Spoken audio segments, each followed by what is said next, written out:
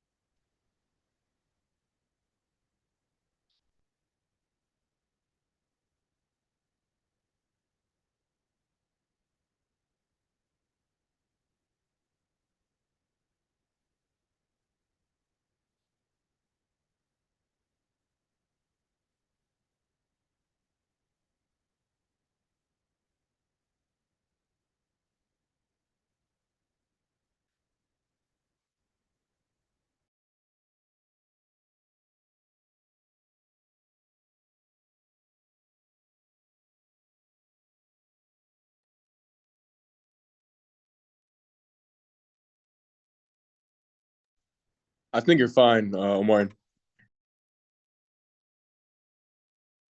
All right, thank you, Sergeant Hillary.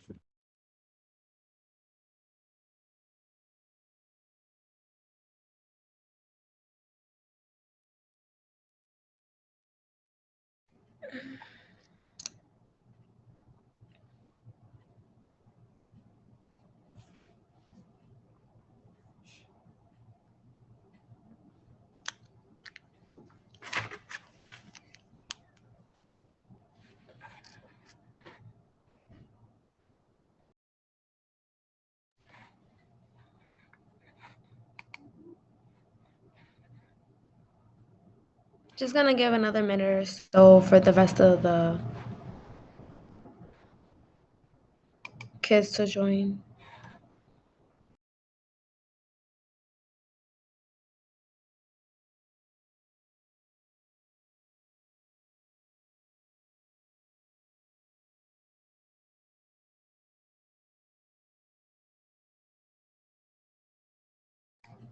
Okay, so we're gonna begin. Good afternoon, everyone. I hope all is well.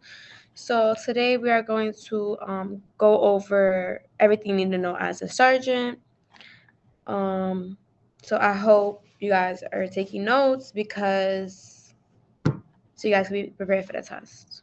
So I'm gonna share my screen. Just give me a second.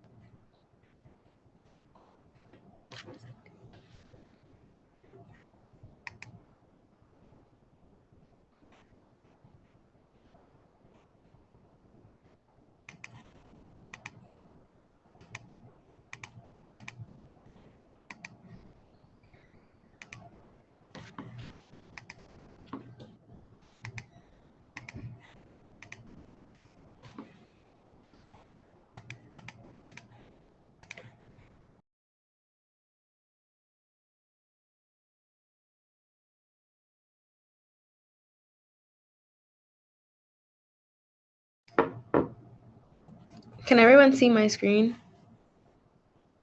Yes, ma'am. Yes, ma'am. Yes, ma'am.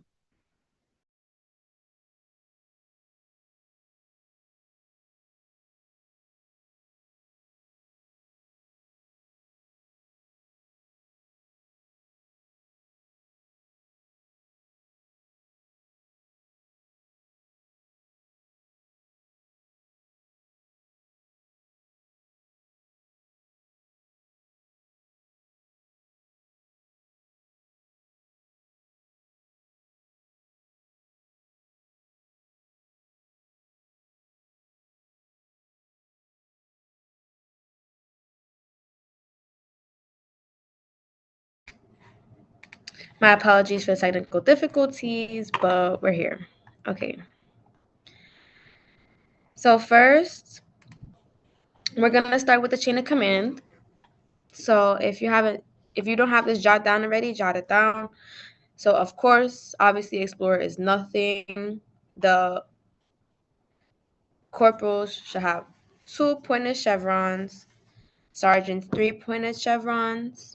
And where people mostly get confused is after the sergeant. So, I'm sorry, after the lieutenants and captains, because the deputy inspector and inspector are the only two that don't match with the other ones. For example, you see how corporal and sergeant have 1 chevron, 2 chevrons, and then lieutenant and captain has 1 gold bar and then 2 gold bars. But then some people get confused when it comes to deputy inspector, which is the oak leaf, and then inspector with the eagle. So just keep that in mind. Those are the only two that don't match.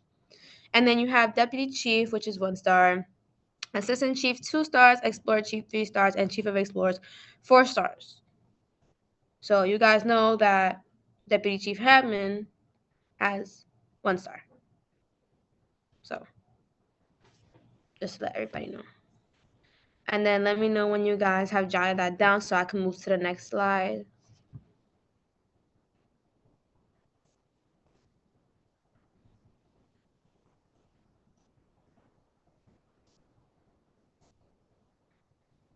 Is everyone good to go, or you guys need more time? I'm good, ma'am. Okay. So these are the scenarios that you guys need to know. These are the only 6 scenarios that you guys need to know the roles and the functions of. So can anybody tell me the role and the functions of arrest and search? Anybody at all?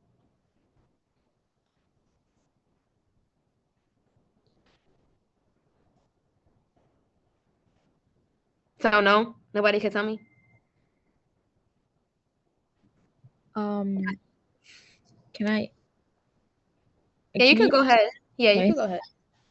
For arrest and search, from what I learned, you, the judge gives you an arrest warrant and a search warrant, and then you have a 4-man team, and you basically go in to the room that you're searching, and you look for your person that you arrest, and after you get the person out and everybody else that's in the scenario, you can go ahead and search and seize the materials that you're looking for, and it's mentioned in the search warrant.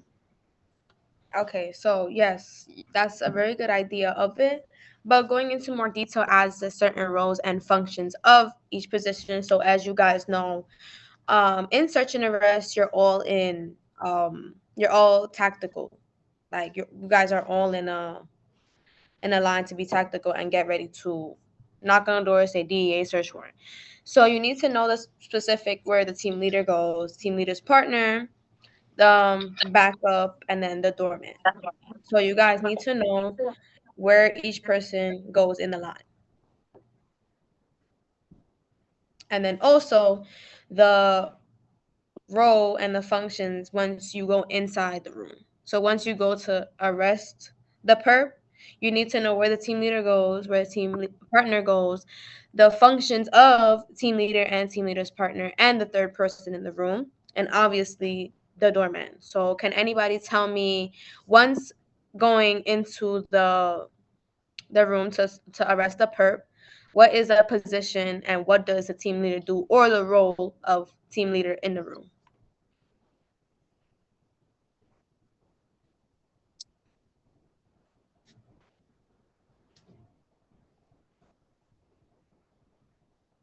Um, I guess from the team leader, they're the ones that are controlling the situation and being the most vocal about it to like calm the situation down and like handle everything. So they and the team leader is the one that's handing out the roles and tasks for the other three members.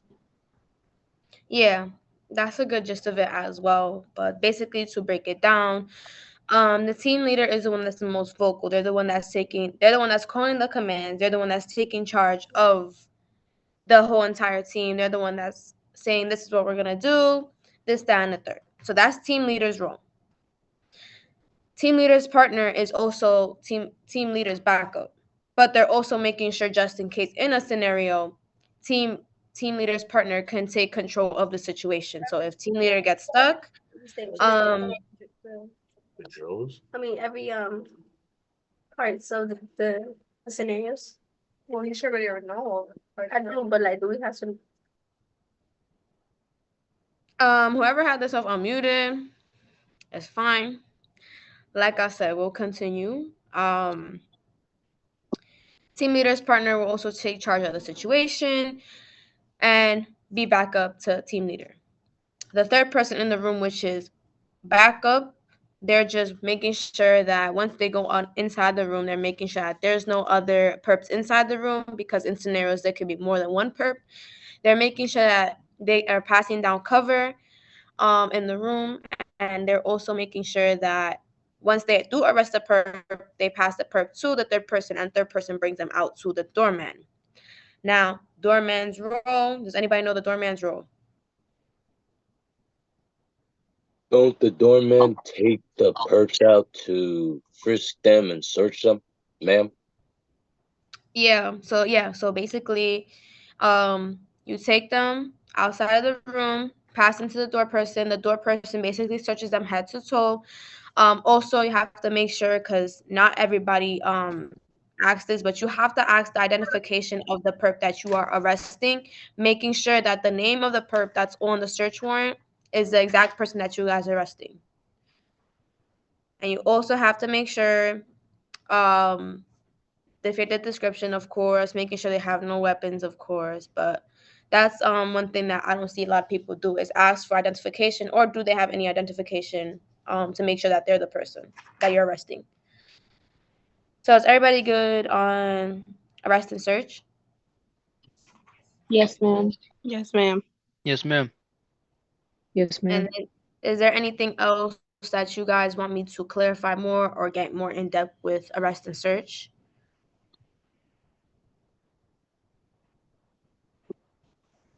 No, ma'am. No, ma'am. No, ma'am. Okay, no problem. So, crime scene and investigation. Does anybody know what that scenario is?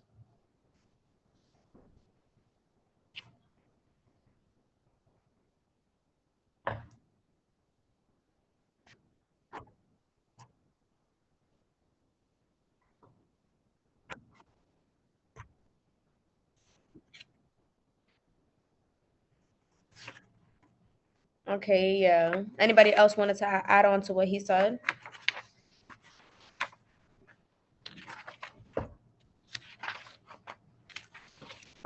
Um, to get more into depth, basically, some type of most of the time, some type of murder, I guess, happens, and you try to figure out based on the evidence that you collect, you and your team members collect, and it's a four-man team again, and you section off the area like he said, and there's a photographer, the team leader, and a doorman that is guarding the door so nobody else can come in and see what's Oh, going on.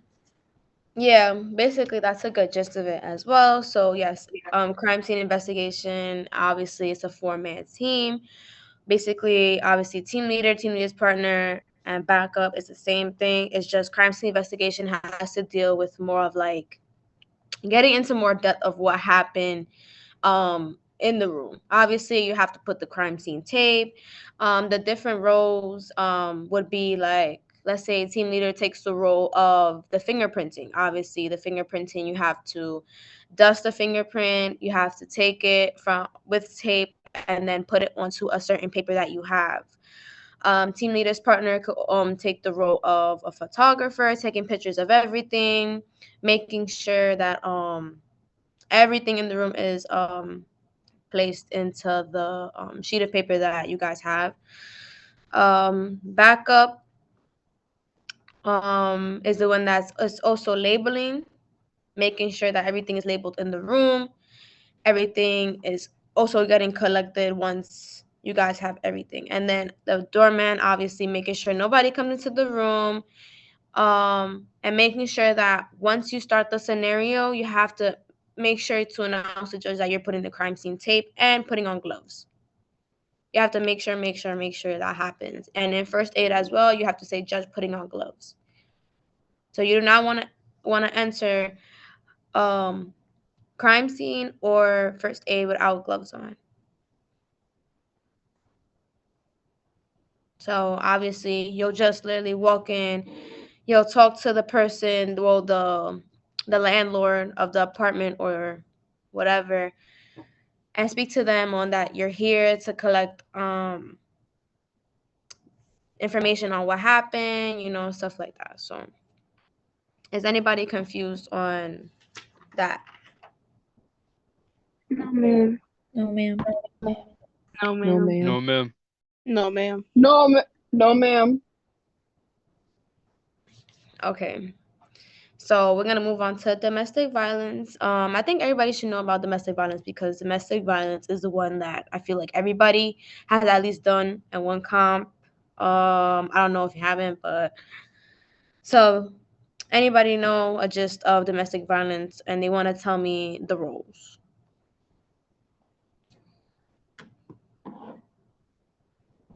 When I One person could go and then the next person can add on to whatever they said. So whoever wants to go, doesn't matter.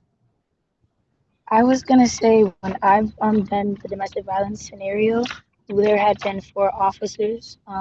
You would knock on the door and you would state who you are, state that there was a complaint, and ask for permission to come in. And when permission was granted, you would go in, and if there's 2 people, you would separate those 2 people and ask if there was anybody else in the house, ask for forms of ID, and then proceed to ask if and what happened. And then in the end, you're trying to negotiate between the 2 people and trying to resolve the situation and give as much advice as you can. Okay, yeah. And then anybody want to add on to what she said? I was gonna say that most of the times, like even though somebody does end up getting arrested, there are cases where, well, they don't get arrested and you can like advise counseling for them and like any services. And it is one of the most dangerous calls an officer can get because you don't know how their house is like built, so you don't know where they might hide any weapons or anything. So just make sure to be like, where your partner is so you guys can communicate, because you guys are dealing with like different people and stuff. Yeah, so I would have to say that, the 2 people that, stated about domestic violence were correct. So just to go through the whole scenario, basically you get anonymous call from a neighbor or whoever. Apartment, it could be apartment or it could be a house next door neighbor, whatever the case may be. Same thing, team leader's partner, backup, and the 2 people for backup. Obviously, you arrive in an RMP. You don't speak. I don't think you speak to the neighbor, or you do, if I'm not mistaken. But if you do, basically the neighbor will say, "Oh, I've been hearing this, that, and the third. It's been very loud," or whatever the case may be. Some people do get confused, or they automatically think that it's a husband and wife, but it could just be two best friends living in the same apartment, or two people that are just renting out a room. It could be a grandmother and a grandson. Like, just keep in mind the different scenarios that can play out in the situation, because especially when you go to come, they tend to exaggerate the scenario. So they want you to work, they want you to think, they want you to be quick on your feet. So once that happens, obviously the team leader is the one that's speaking for everybody, and obviously everybody needs to introduce themselves.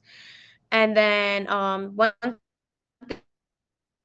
thing is that do not let them close the door on you. When you're in a scenario and you're the team leader or team leader's partner, do not let them close the door on you. Does anybody know the specific way that you're supposed to not let them close the door? Don't you put your right foot in front of the door and try to not let them close on your foot, ma'am? Yeah, so basically you put your foot in between the door, and you have to basically convince them. So the domestic violence, being the team leader, is the most important role, because you're sitting there, you're talking, you're trying to convince them to let you into the house or apartment, and basically trying to gain their trust. Domestic violence is not just a situation where you have to be tactical, you have to use your like command voice, you have to sit there and basically make them fear you. You have to make them trust you, and you're trying to help them.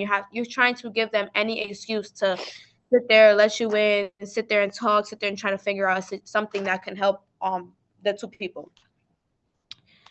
So once you go inside the apartment or the house, the first thing you need to do, does anybody know the first thing you need to do in the scenario before anything else? You ask them, are they hurt? Yes. Does anybody also want to add on to what he's saying? You're not wrong. You got the idea though. Make sure Separate them. You separate them, ma'am. Okay. Anybody also want to go more in? I want to hear something specific. Don't you scan the room? That's what backup does. Yes. Anybody want to add on? Look if there's any children. Yes. Also, somebody need to add on. Look if the perps have weapons on them, or if they do. Yeah, you guys all have the right idea of it, but the main thing that people get stuck on and they lose points for it at comp is, the first thing you need to do is team leader and team leader partner need to separate the two people. But the main thing that backup should do and is recommended to do, if anybody sees it, anybody acknowledges it, if the lights are off, if the music's on, if you see any weapons around the area, basically obviously scan the room, yes, but also you can't see if it's dark, you can't hear if there's music, especially you can't see if there's a weapon on the floor. But you also want to ask them those questions about the children, if you have any weapons in the house for your safety and my safety, obviously. Basically just sit there, ask them questions, separate them, make sure that the two people are back to back. Do not have them looking at each other. It's also better for you and your team to look at each other. You guys can make eye contact, you guys can discuss and meet in the middle, where you guys can exchange information, make sure that one person is not telling you something different than the other person, make sure the story adds up. You want to ask them all the questions you can possibly think of, all the questions. The one thing in domestic violence is you do not want to get stuck, because the person that you are interviewing or talking to is going to be like, oh, why are you stuck? Like, why are you not speaking? And then they'll make you get intimidated. And I've seen this a lot in the scenarios, that people do get intimidated by the person that you're talking to. So just try also to have like a series of questions. Team leaders, partner, and also backup should have some questions already like written down, or some questions that you can ask. And yeah, just make sure that you guys get all the information you need. Make sure that after you get all the information that you can possibly get, obviously you'll have the two people meet in the middle, make sure the information is correct, and then you can now talk to them about if they want to figure something out, what they can do. If obviously husband and wife, brother or sister, you can obviously ask for counseling if they want to do that. Like, just make a resolution. Domestic violence is not about just automatically arresting somebody.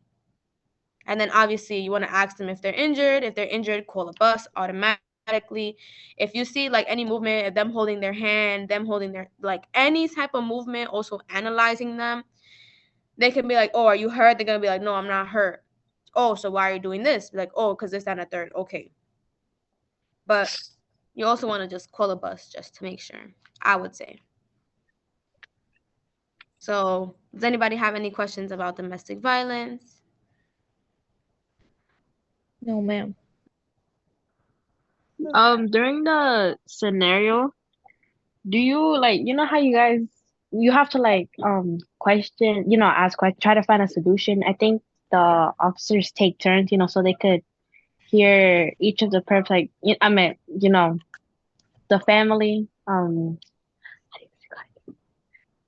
each side of the story. Okay, so your question is what?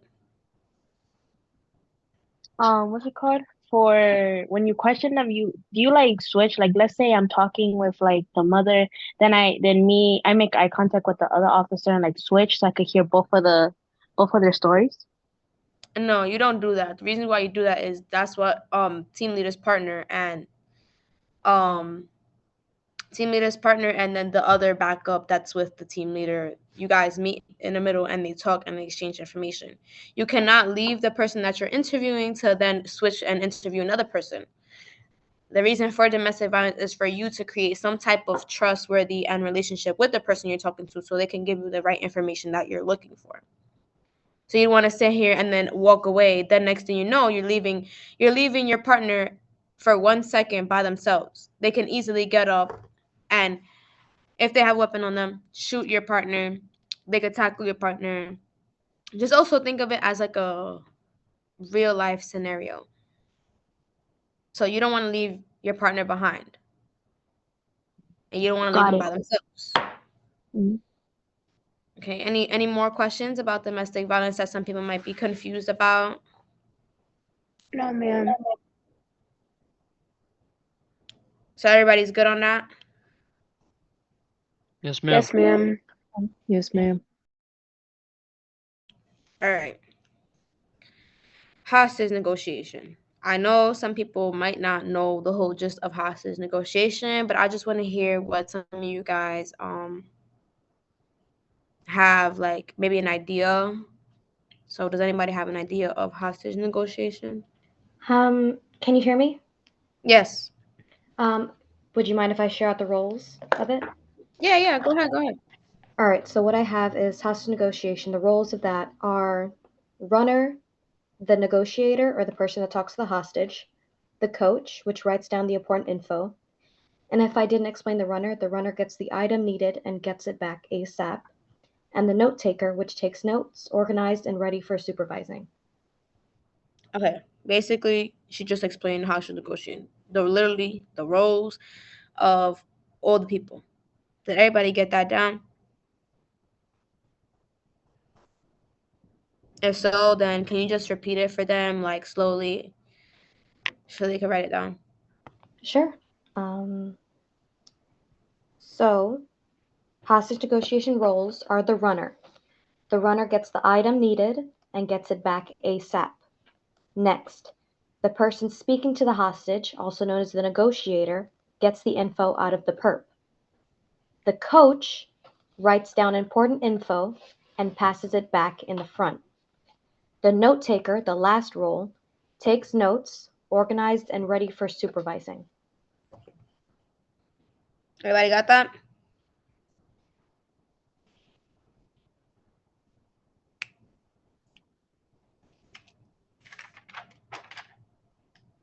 Okay, so only one person got that, and besides the other person speaking?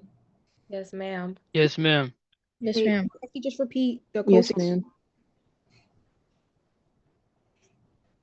Somebody wants you to repeat the coach. Okay. The coach writes down important information and passes it back in the front or towards the note taker or the negotiator. Thank you. Okay. Basically, she just said all the roles of everybody. Hostage negotiation is basically all talk and think on your feet. It's not tactical. It's not really anything like, you know, enforcing something. It's just basically the team leader has to speak. I'll tell you that. The team leader has to speak. If you're not a good talker and you know you're not a good talker, don't put yourself in a position where you have to speak. The note taker has to make sure they write down all the notes, all the information that they have, because any little detail can be misinterpreted and you guys can mess up on the call. Let's just say, for example, the note taker is taking notes and then the perp had said something, let's just say about his family or whatever. And then you ask him the same question about family. He's going to be like, oh, didn't I just tell you that I told you something about my family? And then they're going to want to hang up and they're going to get agitated. The thing about that is you yourself as team leader needs to stay calm. And then you also have to communicate with your team. You cannot let them hang up. Obviously, if they hang up, call back again, but try to let them stay on the call as long as possible. Keep them entertained. Speak about anything. Speak about their life, their childhood, where they came from, where their family's from, like anything you could think of, have them that. But also the main goal is just to get the hostage out. Obviously, you also need to make sure you don't make any promises. You cannot sit here on the call, oh, I promise that I'll get you this, but you have to do this first. No, do not promise. You can switch words out like, oh, I can try, or I can see what I can do, or I can work on this, trying to get you this. Biggest mistake I've seen people do is promise. Yeah, the person that's running around back and forth, grabbing the items needs to be quick on their feet. If you're, if you go to the gym and stuff, that would be a great thing for you, run back and forth. And then the coach, she explained everybody has that.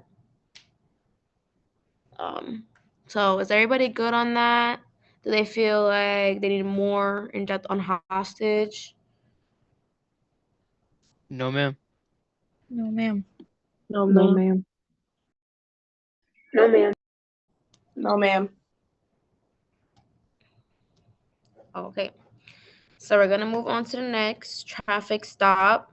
Has anybody at comp done traffic stop before? Yes, ma'am. Would you like to explain to everyone like the roles? Sure. So in traffic accident, you basically get a call where a traffic accident happened, and it's again a 4-man team. You have your TL and the other 3 team members.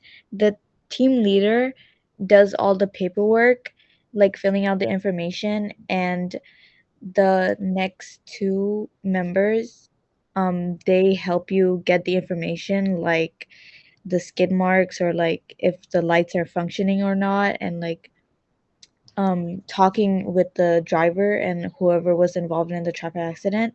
And the last member, they control the traffic and stuff, like they make sure no cars are getting in the way and like nothing's happening on the road. Okay, so basically everything you just said is traffic accident, which is good to know. But I said traffic stop and traffic accident. Thank you for reminding me, because some people do get those mistaken. Traffic accident has to deal with more like they're already stopped. They literally ran somebody over or killed somebody, and you have to sit there and talk to them like why they did what they did. You have to do math. You have to figure out like what distance were they going, like how many miles per hour were they going to get to the accident, like all that stuff. Traffic negotiation basically has to do with talking. So you have team leader, team leader's partner, backup in the back of the RMP. You have to know how to work the lights and sirens in the RMP. You also have to know to work the radio. And you have to know how to call central. You need to know the radio codes, which we'll go over in a few, but I just want to go over these scenarios first. So basically, traffic stop. The gist of it is you're pulling somebody over for whatever reason you're pulling them over. And my apologies, give me a second.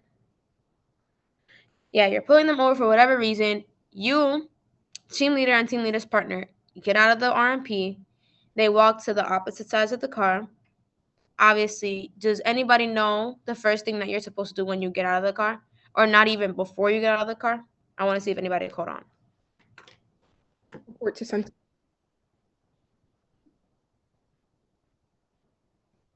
Put it over to Central. I'm sorry, what? Is it put it over to Central? Yes, obviously you'll call central license plate check, read the license plate, and then but after you talk to central and stuff like that, before you get out of the vehicle, after you spoke to central, does anybody know what they're supposed to do? Look in Is the there rear shots at mirror. traffic? Check it for your blind spots. Check the the rear background. mirror. Yes. Yeah, so basically you're supposed to repeat to the judge checking rear mirror, judge checking side mirror, judge checking over shoulder for oncoming traffic. Familiarize yourself with these words. Make sure you repeat it back to your post. You could also say different things like looking over shoulder. You don't have to say judge, but I suggest you do so the judge knows. You're not just going, you remind you, this is traffic stop. You stop somebody on oncoming traffic. So you're on the road. Do not forget that you're in the scenario and you're on the road. Cars are passing nonstop. So you have to make sure looking rear mirror, side mirror, over shoulder, exiting the vehicle. Then you're walking a close distance to the RMP, and you're not just going straight out of the vehicle.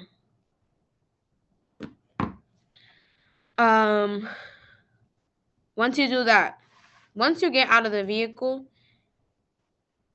guys, make sure you write this down. And I don't know if you guys seen this in any like police videos and stuff like that when they do traffic stops, but basically you have to put your fingerprint on the trunk of the car. Not many people do that, and it will also get you extra points in scenario. So once you get out the vehicle, it could be team leader, team leader's partner. It could be the both of you guys at the same time. It doesn't matter. Just make sure the fingerprints is on the back of the trunk. Does anybody know why? So you can track them.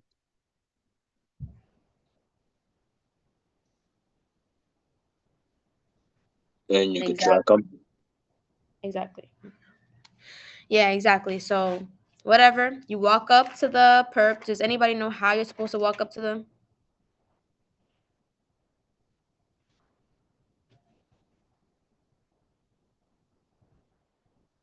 No?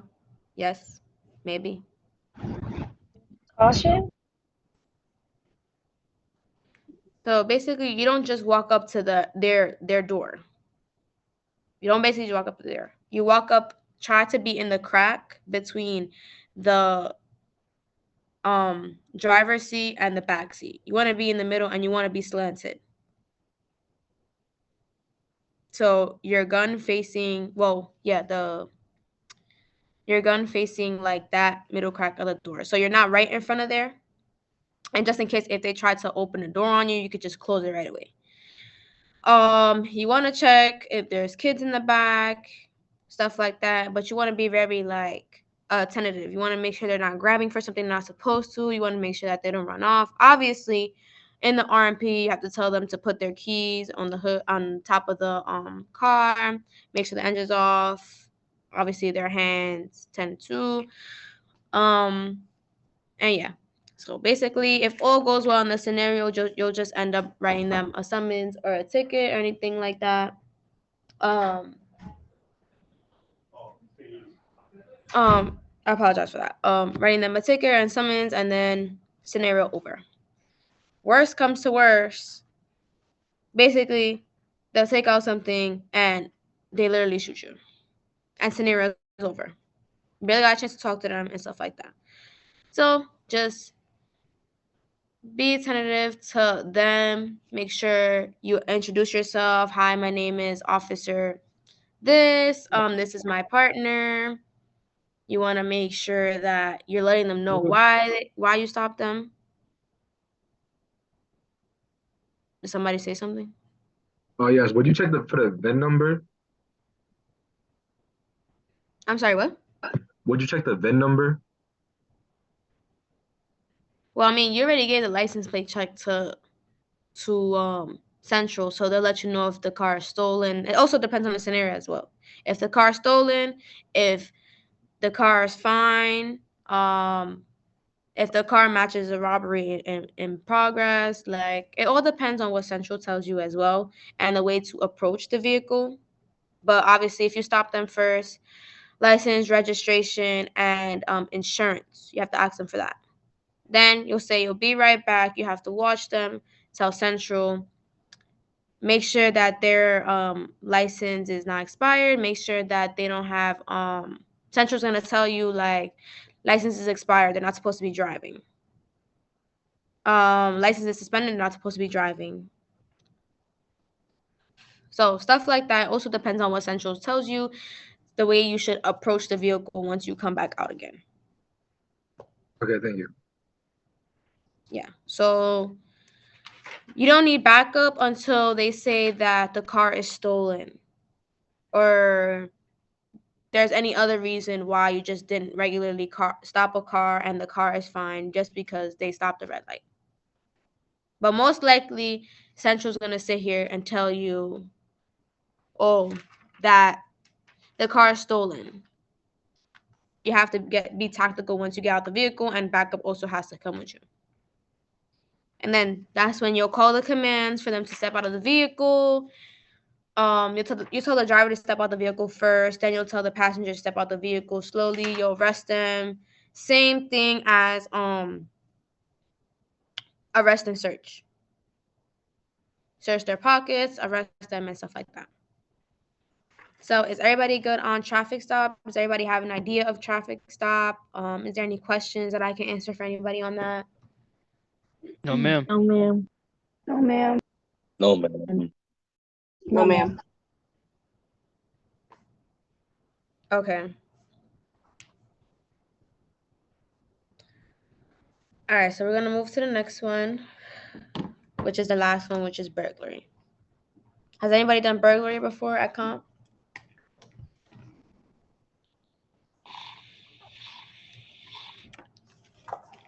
No, yes, maybe. No, ma'am. Yes, ma'am. No, ma'am. No. No, No, ma'am. No, ma'am. No, ma'am. Okay, so speaking on behalf of me, because I done burglary before, burglary, you can't sit there and knock on the door and say NYPD from the jump. Obviously, same thing, 4 people, a team leader, team leader's partner, and the 2 backup roles. You'll go in there tactical because it's a burglary in progress. Obviously, there's going to be a witness. You have to say, in the beginning of the scenario, before anything, you have to say, judge, turning off lights and sirens. Parking the RMP a block away. You have to say that.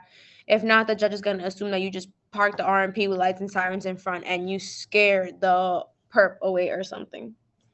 You also want to assume that there's more than one perp. So it could be 2, it could be 3, or it could just be 1. But just assume that there's more than one and don't go in there thinking that it's just 1. Same thing, make sure you know where each person is supposed to go in the tactical line. Make sure you know how to be tactical. If you don't know how to be tactical, you can just search it up or just search it up on YouTube. That's all I was saying. But yeah, be tactical. Obviously, the door person, they will open the door. You tap. whichever way the door is, you'll tap your left or your right shoulder so you can pass it down that you're ready. Everybody has to make sure in this scenario, do not have your gun pointed down to the person's foot. Have it away from the person. Have it on the side of you facing the opposite way. So make sure it's facing outwards. Don't have it facing inwards to the person's feet in front of you. No. You guys are all stacked up. So make sure. Yeah, so the door person will open the door. It will be the team leader, team leader's partner, and one backup. Then it's the door person that's outside the door. You'll go in. The first thing you guys need to do is make sure, turn on the lights. Make sure there's no music. Also, make sure that if team leader is not passing down cover or if team leader partner is not passing down, somebody needs to pass down cover. If there's no cover, you guys are all going to get shot by the perp. So you have to make sure everybody has cover. You have to make sure that you're in like a triangle formation where you can see all parts of the room. Make sure that there's no parts that you can't see because a perp could be hiding there and then they could just pull out the gun. So make sure you go into the room knowing all the spots that you can't see. And then then the team leader will call the commands. If the perp is cooperative, obviously they'll cooperate. You have to tell them all the commands. Does anybody know the commands that you have to call?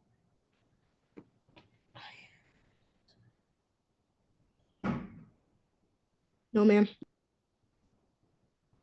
Are you referring to when you arrest them? I'm sorry, can you repeat that? The command's referring to what? The other commands referring to them, so you can get them in handcuffs. Okay.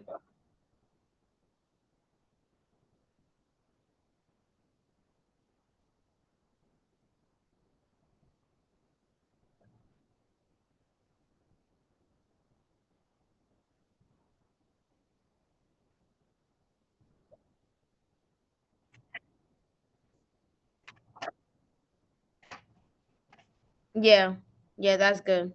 Basically, yeah. So that's all. Just basically, even not in any specific order. Just make sure that you're getting them to where you want them to be. Make sure that where you're getting them is comfortable, where you can see everything. You can see their hands, you can see their legs, you can see everything. While that is being conducted, team leader's partner and backup also wants to make sure that they're looking around the room. Because that perp is distracted by team leader, you have time to slowly look around the room while still being covered, making sure you're checking the areas slowly. Once the perp is arrested, that's when you can get out of cover and look. Because I was in a scenario where we took that perp out. I looked into the closet and there was another perp in the closet. So you just want to make sure that you're looking in the room. If you hear anything, if you hear any sounds, just be attentive and stuff like that.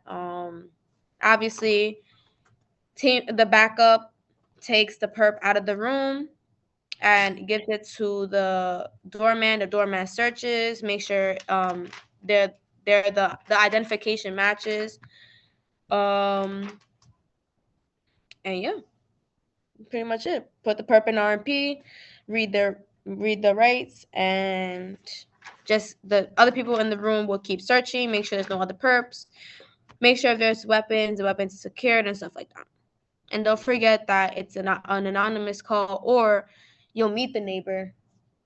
You'll meet the neighbor and the neighbor would say, oh, you have to get enough information out of the neighbor before you start Berg. So you'll meet the neighbor. Oh, well, the people that live here have been gone. They're gone on vacation and I didn't see their cars outside. And I just been hearing like a lot of noises in the room and stuff like that.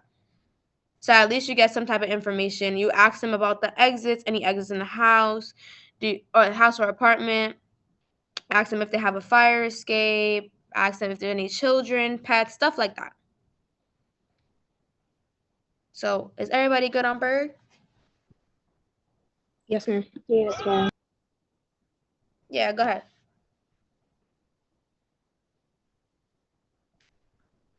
Then make cover. if there's most likely gonna be cover, because in a scenario, it's like comp is always in the school. So in the school, there's classrooms, there's desks, tables, chairs. Just make cover out of anything, garbage, like the garbage can, like, or just like a closet, the side of a closet or something like that. But there most likely will be cover, so you have to make cover out of anything. Just assume that cover is anything. Is that good? All right. Any other questions? No, ma'am.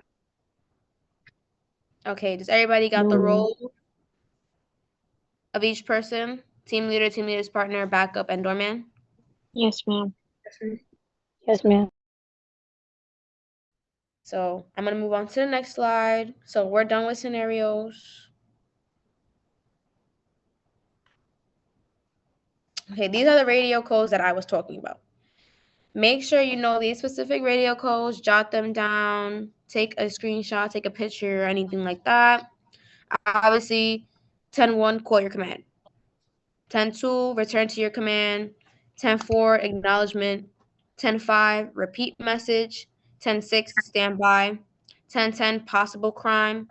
10-13, officer down, assist. Assist police officer. 10-16, vehicle reported stolen. That's for traffic stop. 10-17, vehicle is not reported stolen. 10-18, warrant checked active. 10-19, warrant checked negative. 10-20, robbery. 10-21, burglary. 10-13, robbery in progress. 10-31, burglary in progress. 10-53, vehicle accident. 10-84, on scene. And 10-85, needed additional units. So obviously you would use 10-16 all the way to 10-19 for traffic stop. So Central will tell you 10-18, 10-19, 10-16, 10-17. So just make sure you guys know those radio codes, because not in every scenario Central will tell you, oh, vehicle is. They will tell you that specific thing. They'll tell you, oh, 10-18, and you're gonna have to. I'm calling from Community Affairs Bureau. Officer Toussaint, I'm calling from Community Affairs Bureau.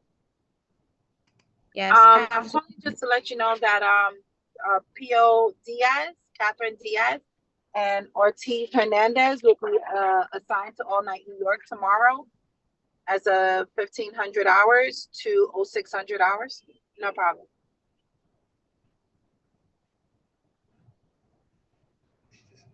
I don't know. Okay.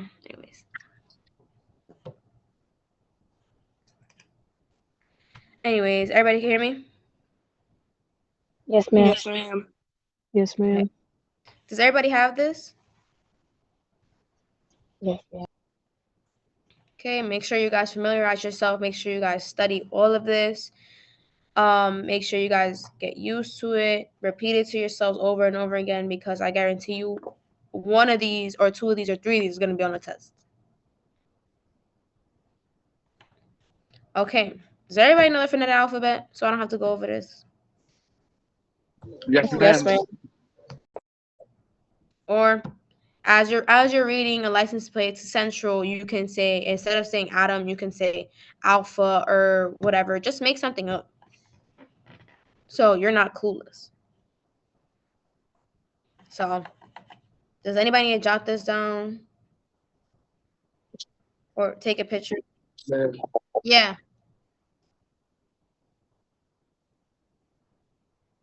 No.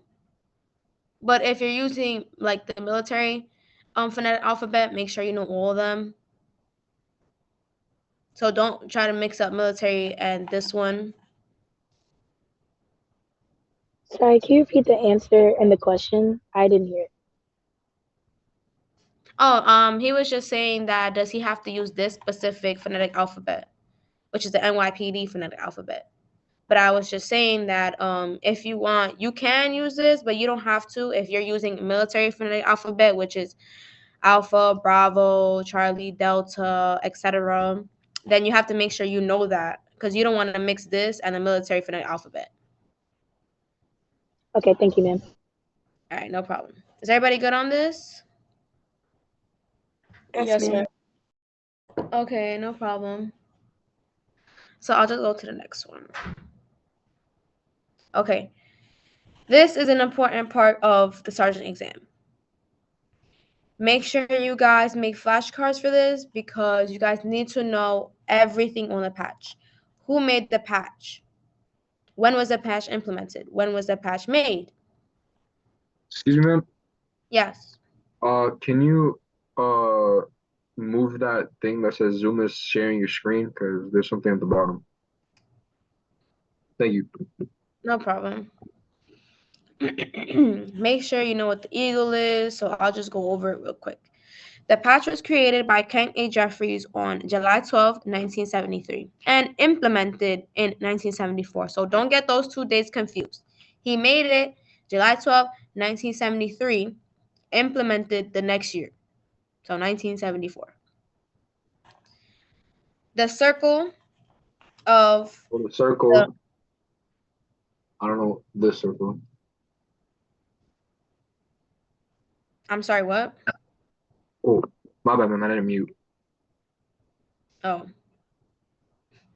Okay. The circle shape represents continuous existence. So whatever helps you think of infinity, let it do that. Because continuous existence, the circle on a patch is continuous existence. It's going to keep on going. After you, there's another person, another person, another person. So infinity, basically. The blue color represents justice. The eagle represents national coverage of exploring. The way that I familiarized myself with the patch was the eagle is, covering. It's covering the shield on the explore thing. So just think of that. Eagle, national coverage. The shield under the eagle shows undefined strength. So this whole thing, unified strength. So together, unified strength, just keep that in mind. The flag right here represents democracy. This right here, democracy. The 13 stars on the flag stand for the 13 colonies. So if you don't already know that about the flag, now you know the stars represent the 13 colonies. 13 stars, 13 colonies. The badge on the right represents municipal PDs. So multiple police departments. The 7 pointed stars represents sheriff's department. So this right here. The torch represents guiding light. This torch right here, guiding light. The 3 stars represents truth, knowledge, and integrity. Say that to yourself, truth, knowledge, and integrity. Each star has each meaning, truth, knowledge, integrity. Make sure that you have that down pat. The big E in the middle shows unity in exploring. So this E in the middle, unity in exploring. Does everybody has this? Yes, ma'am. Yes, ma'am. Yes, ma'am. Yes, ma'am. Yes, ma'am. Yes, ma'am. So this will most likely be a big part of the test. This will probably be multiplication questions. So just make sure you guys know what each individual thing all the way down to the E. The whole patch means something. So make flashcards because the test is next week and you guys only really have a week to study. If some people are in college, I understand. Trust me, I'm dealing with the same thing right now, but you guys just have to find some time to study. Help your parents study. Tell your parents to help you study. Tell your brothers and sisters to help you study. Anything like that. Okay, these you guys need to know. because I see a lot of people with these proficiency bars and the awards, and you guys don't know what it means. Okay? So this bar right here, and you have to make sure if you guys get them, if you guys earn them, make sure you don't put it on your class A backwards, please. If you want, take a picture of this. If you want to know how to study, just print them out black and white and just make yourself known on what the colors are. So law enforcement training, the accumulation of 60 hours of training. It's red and blue. Community service, 100 hours of community service in crowd traffic control, community events, etc. And it's blue and yellow. Crime prevention includes basic 8 hours of crime prevention instructions and 8 hours of training in such areas: neighborhood watch, home security, surveys, and bicycle registration, 25 hours of activity. So basically, have somebody come to your post and speak to you about crime prevention, you'll get that. It's green and I guess you can say like orange. Law enforcement service, 100 hours of service to the department. Emergency preparedness. I'm sorry, the law enforcement service is red and orange, and then the emergency preparedness is red and white. It's advanced training in CPR. So if you have your CPR certification, if you've done CPR classes, anything that pertains to first aid, if you had somebody talk to you about the emergency preparedness, you can get the bar. The tenure is if you've been in the program for 1 year. Let me go. The perfect attendance, if you've been attending every program for a year and you've been going to all the meetings, you can get that bar as well. The drug abuse prevention, the tenure is all red, by the way, and then the perfect attendance is yellow and white. The drug abuse prevention, 6 hours of advanced training as outlined in the drug abuse prevention for explorers, and 50 hours of service in at least 2 different drug abuse prevention projects. So that one is like a royal blue and gray.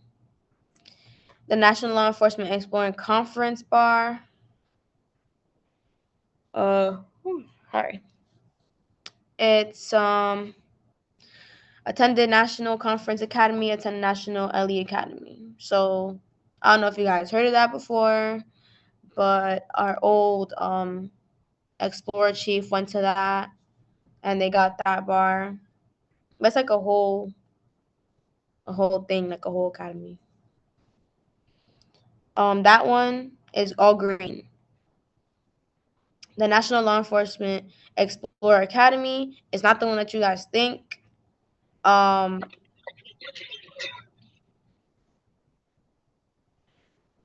Okay. Oh yeah.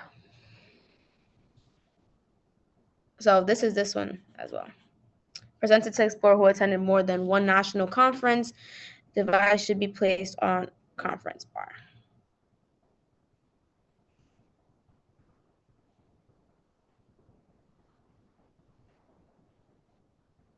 Okay. That one's black. And then you have the National Law Enforcement Conference device. That one is, it's like white with an orange E.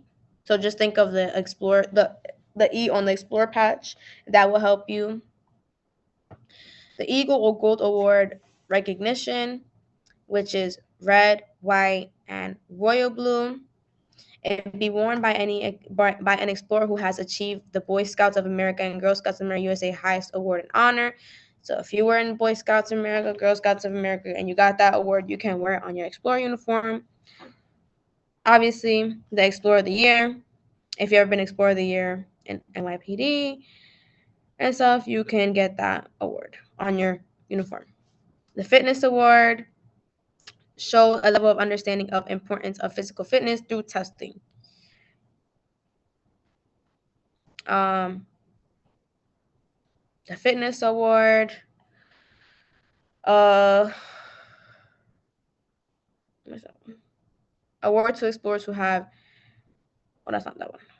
My apologies. That one is the same color as a fitness award, just with a star and a black. And then the recruitment bar.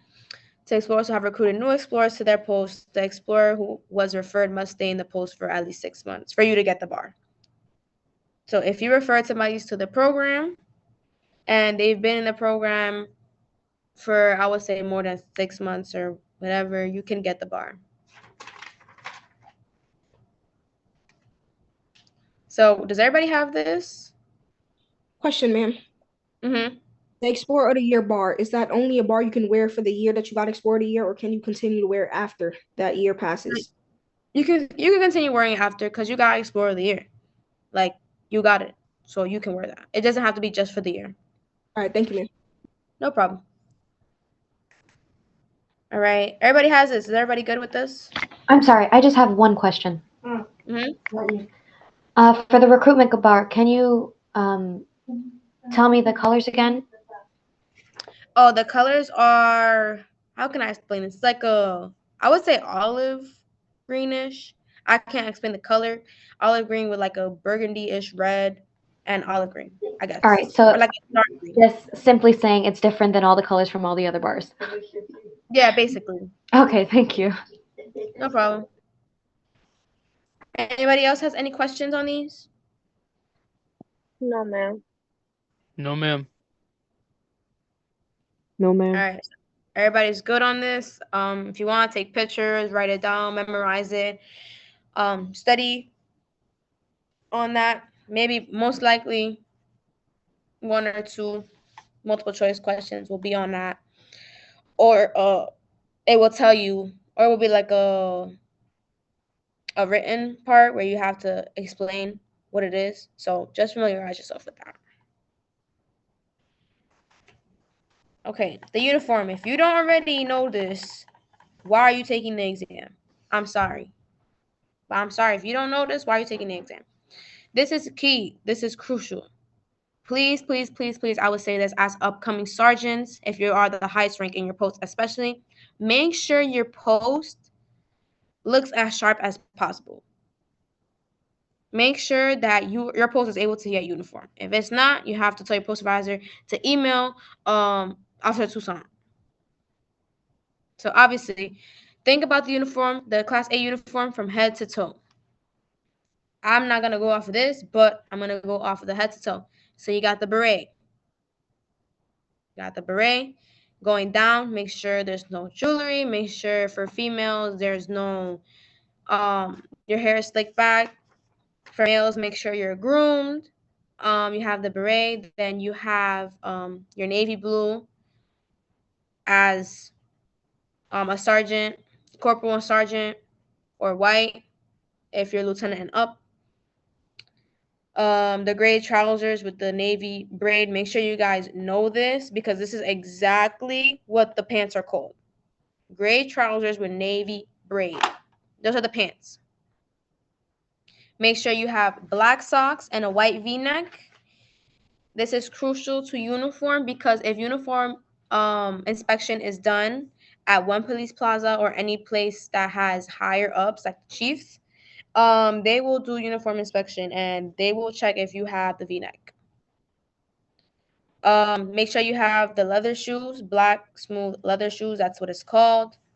Obviously, your tie clip, your black belt with the gunmetal buckle, or just make sure the buckle is black. The collar brass, nameplate. Just a quick question out of curiosity. Does anybody know for the specific color shirt that you're supposed to wear, which the silver and the gold nameplate? Does anybody know? Yes, ma'am. All right, what is it? For navy blue, has to be silver, and for the white, has to be gold. All right, good. So if anybody didn't hear him, silver for blue shirts, gold nameplate for the white shirts. I have a question. Yes. So the sergeant will get gold nameplate? No. No, sergeants is gold nameplate. Yeah, for sergeants is a gold nameplate. Who said that? Me, then my. No. It's, They get. yeah. No, it's sergeants is gold nameplate. Okay. Sergeants is gold. Yeah. So from corporal, so explorer, corporal, silver, and then sergeants is up. Sergeant and up is gold. Gold nameplate. Oh, okay. So only for corporal? It's silver? Only corporal and explorers. Silver. Okay. All right. Wait, excuse me. Yes. In my post, my sergeants they still wear silver though. Oh, it's Okay. fine since you're taking the exam, or you can just like forward it to the sergeants that are currently at that they can wear the gold. Okay. Thank you. Yeah, so just forward that information to them for everybody. Okay, thank you. All right, no problem. Okay, so color brass, nameplate, and the rank insignia. Obviously, you're supposed to know if you're wearing the blue shirt. Obviously, you know what rank you are if you're wearing the white shirt. You're supposed to know which insignia you're wearing. Obviously the white gloves and the 2 black pens.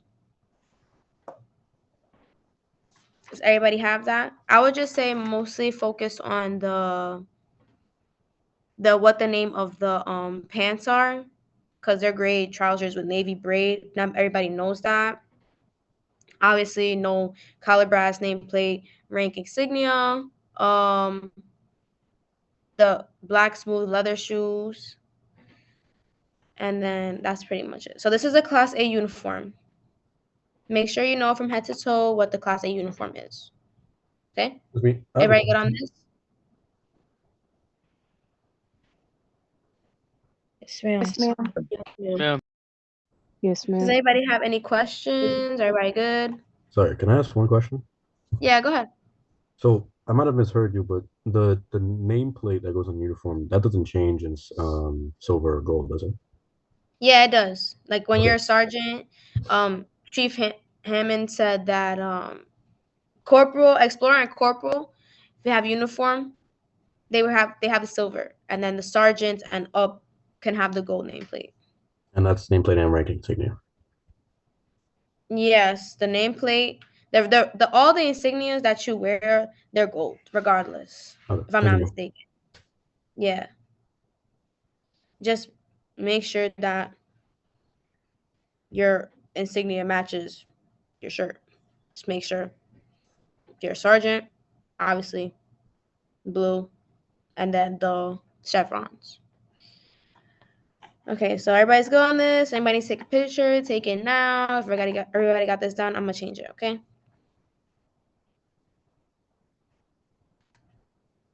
Okay, the Class B uniform. Not everybody has this, but it's technically the same thing, just with short sleeves. The same thing, gray trousers with navy blue braid. Obviously, black socks, V-neck, the leather shoes, the beret, the black belt with gunmetal buckle, collar brass, nameplate, rank insignias, and 2 black pens.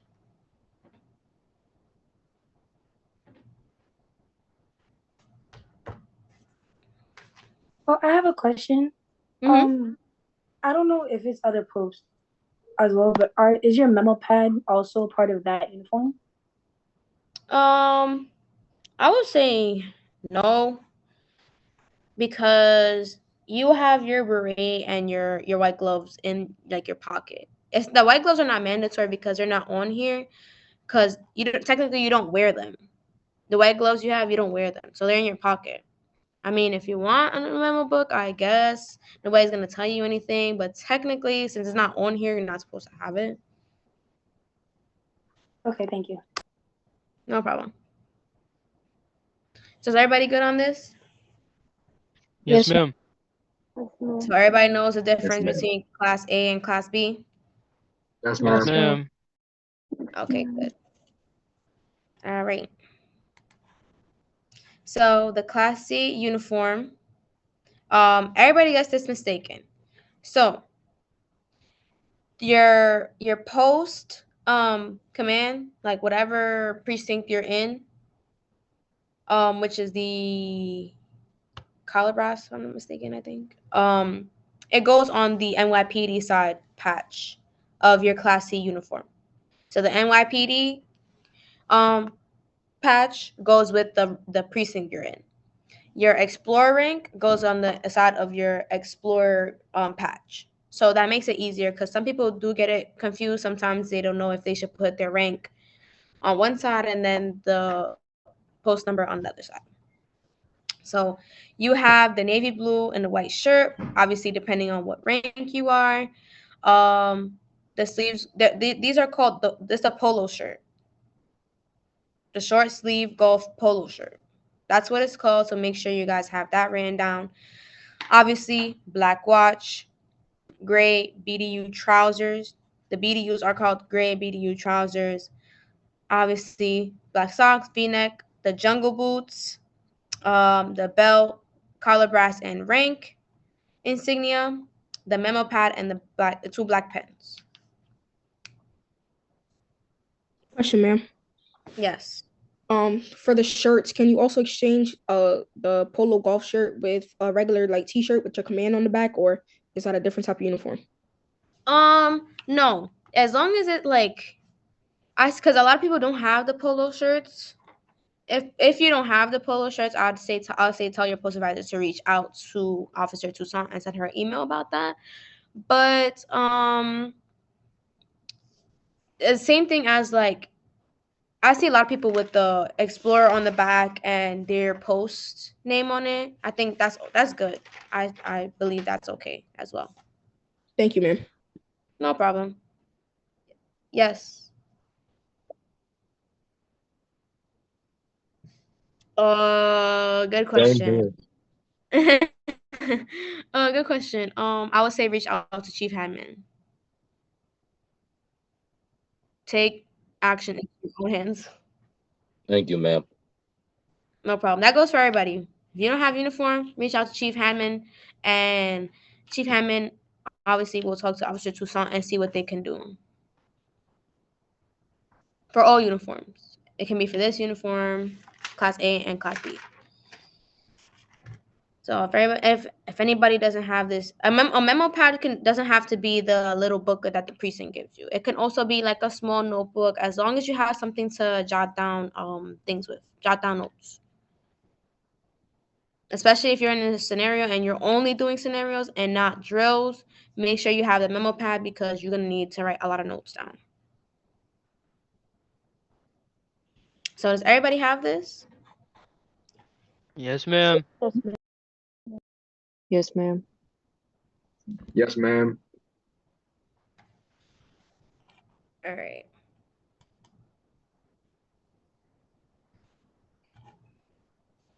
Over here. Okay. So I think over here. We also need to go over this. So these are the sergeant qualification and roles. Make sure that you're not just taking the test because you want to rank up. People also get confused that they're not supposed to have these qualifications. So technically, from the manual, you're supposed to at least attend 95% of the post meetings in the previous year, 50 community service hours, and 3 citywide service events. So any parades, any national night out, anything that has to do with like everybody in Manhattan, Bronx, Brooklyn, Queens, etc. So I don't know if anybody knows, but there's 3 sergeants. Technically, there's 3 sergeants in a post, but if you're the only sergeant in the post, then I'm guessing you're supposed to have all these. You're supposed to know all these roles. So technically, the administrative sergeant is maintain post records, direct post communication, handle post correspondent and minutes, dispense, maintain, and account for post-owned equipment, file the Explorer monthly activity report in Explorer personnel folder for each Explorer. So they're basically responsible for all the paperwork. They make sure that all the equipment is put back where it's supposed to be and stuff like that.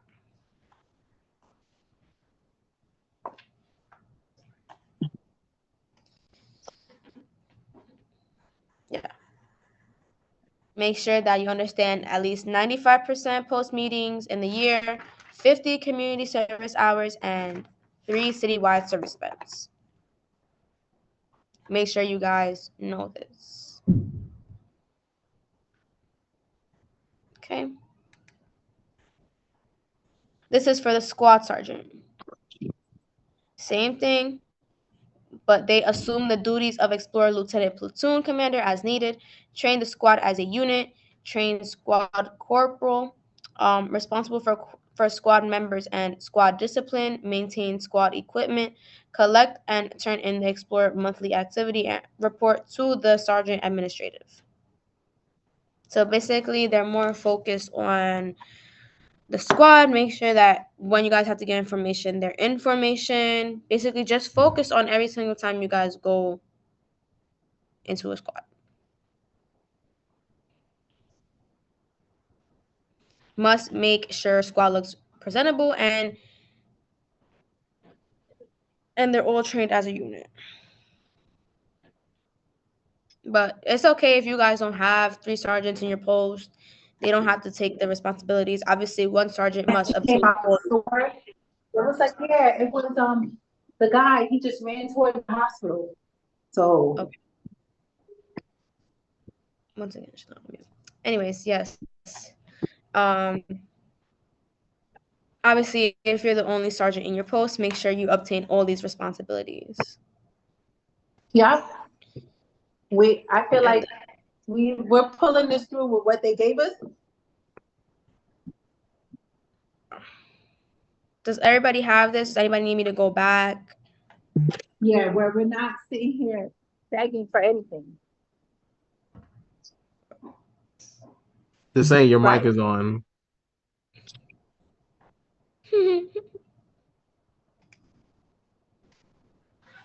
Continue. Okay. Does anybody else need this? Does anybody need me to go back? Does anybody need me to answer any questions? No, ma'am. No, ma'am. No, ma'am. No, ma'am. Okay. So, does anybody know after you take any exam, it could be sergeants, lieutenants, captains. Does anybody know what time of period they're able to take the next exam? I believe 1 year, ma'am. Isn't it like after a day? Yeah, it's after a day. So literally, right after you take your sergeant exam and you pass it and you go to BMOC, and then they have the next exam literally like a month or 2, you're able to take it. The only thing is that you'll have to wait till like the next BMOC is. That's it. So yeah, just remember that because it might be on a test, and I just want you guys to be prepared. Yes.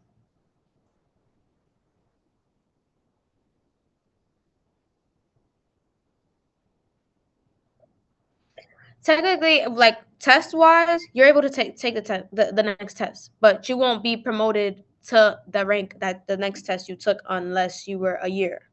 So that's why people get confused. To take the next promotional exam, all you need is literally a day. To obtain that role and that rank, you have to be a year as a sergeant, lieutenant, or captain. So does that answer your question? Okay, yes. So make sure you guys don't get confused from the day and the year. To obtain the rank, yes, a year. To take the next promotion exam, a day. So if you guys don't have it already and you guys are about to be the only sergeants in the post, make sure you guys have a post logbook make sure that every single time you guys have a meeting, events, citywide events, that you have everybody's name down in the post, the login time, the log out time, and stuff like that. That just keeps track of, you know, how many people come to the meetings, and you can tell who's consistent and who's not consistent.